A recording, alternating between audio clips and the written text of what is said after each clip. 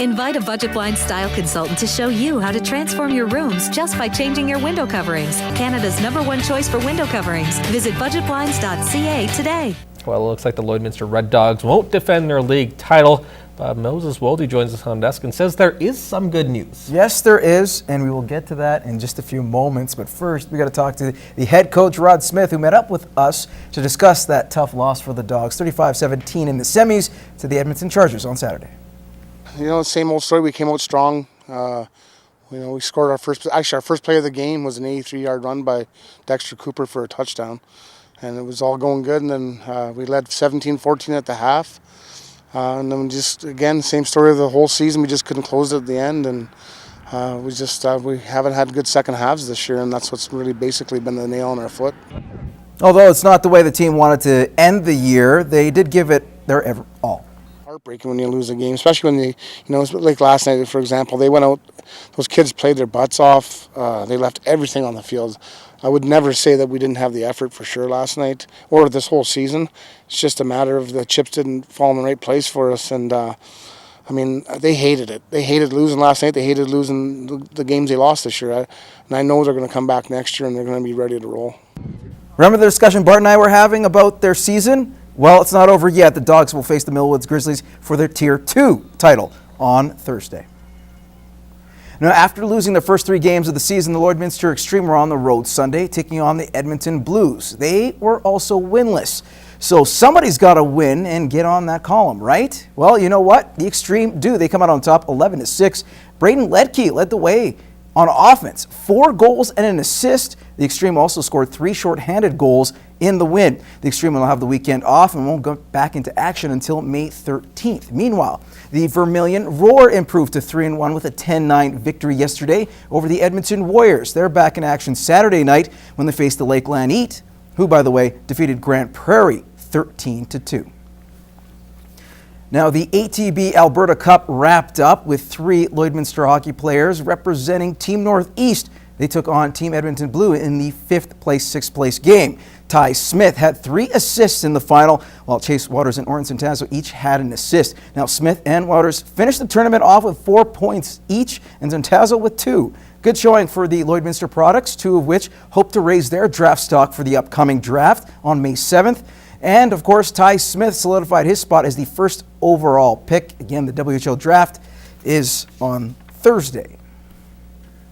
Another badminton season wrapped up for the Lloydminster High Schools over the weekend. After a great showing at a provincial tournament, each school brought home medals, and it seems the sport has a bright future.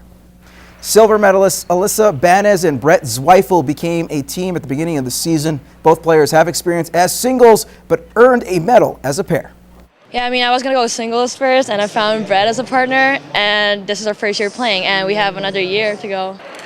The team is happy with their finish and are using it as a learning curve for next season. She's a strong player, and I got stronger as I went, so I thought we had a chance to do it, and we ended up making it to Provs, so I don't know, it's a great experience coming here. The senior mixed team of Alyssa Weeb and Clark Thompson from Lloyd Comp are used to winning at provincials, as they've won a gold, silver, and now a bronze, leaving an impact on their school. I recognize how much we have improved, and hopefully that we have improved others, and so I hope that by taking part in badminton these last 3 years and sort of making a name for ourselves, that we have sort of blazed the trail for future badminton players at our school. Both players are proud to have had their success while wearing Barron colors. I don't think anyone in the history of the comp has ever really done it, so it's just a legacy that we'll leave behind, and I know that when we're graduated and when we're done, we'll always have this to remember. Welcome back. Now, one local trainer has moved into a much bigger and better venue to help serve the border city. World-class Training and Nutrition held their grand opening over the weekend, helping them welcome public mutant bodybuilder Trevor Coote, who had some great words to say about the owner. Just his personality, and he's so outgoing. He's so supportive of everybody. He's so positive, and that's what it takes, you know, especially in an industry like this when everybody is so self-conscious and so worried about what they look like. Now, Rene Wyckoff believes his shop has more to offer in the border city. We put the personal in personal training. You can go anywhere else and you can get trained anywhere, but you got guys here working out, you got guys there working out watching you. This place here, you step into the back, it's just you, there's no one else around, it's just you one-on-one with your trainer. World Class also sells supplements and weight loss tips to go along with the personal training. And looking at Mr. Coote, I think you could bench rest both myself, Jeremy, and our good friend here, our anchor Bart Petias combined.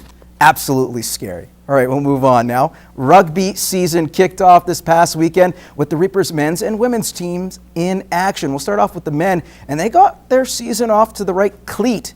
They defeated the Centaurs from Grand Prairie 32-27. The Reapers were shorthanded in this contest with 12 players, but Grand Prairie, being nice as they are, even things out. The Reapers, Mike Cannon scored on the last play of the game to seal the victory.